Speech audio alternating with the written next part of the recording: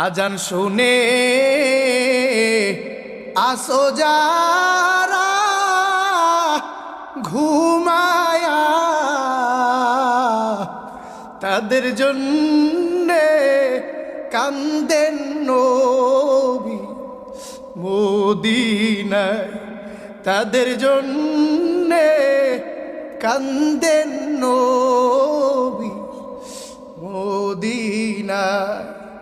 সেই নবীর জন্যে কি মায়া লাগে না?